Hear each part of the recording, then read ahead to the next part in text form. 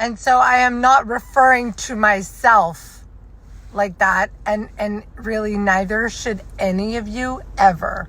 Okay, moving on. I want to make one thing very clear. I got that message from someone this morning, and I put a picture of myself in the background.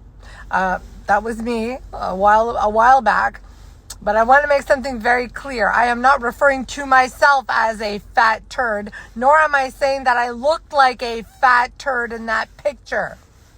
I am simply trying to point out the fact that I didn't always look the way I look now.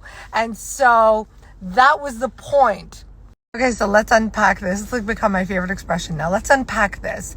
So what I believe she means by what she said was, it's easy to say you need to fall in love with the process when, you look a certain way versus when you're, starting out and you don't look that way. When you've got a lot of excess body fat, how are you going to fall in love with the process when all you want to do is just be smaller?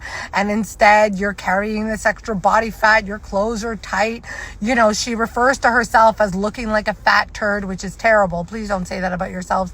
But she's probably feeling really fat, heavy, not liking herself right now. And so she's saying, well, how am I supposed to fall in love with the process? Sure, it's easy for you to say, Anne.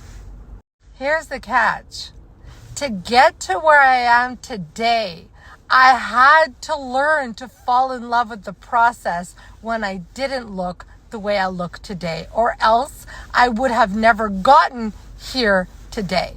So although it might look easier to do now, and it is easier, it's also easier because I've done it before so many times that I know that I'm building my best body. I know the process now. So of course it becomes easier as you go. But there was a time where this was really difficult for me, as it is for a lot of you.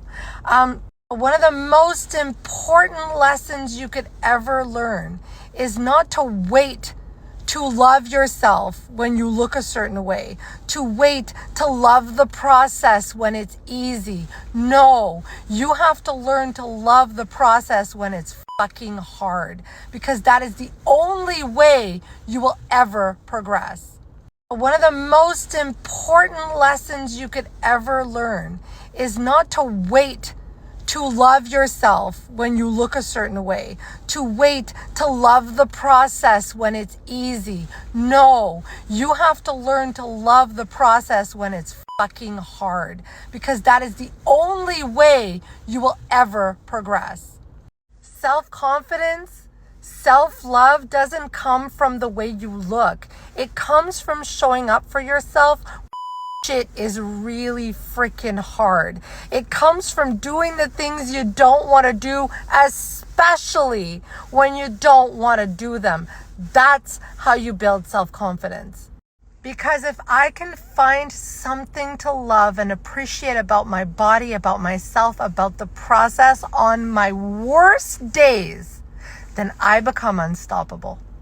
Because if you're only doing things when it's easy, then you are not changing for the better, because change is freaking hard. Change is difficult.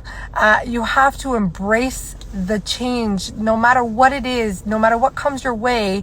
When you are committed to changing something, you need to embrace the process 100%.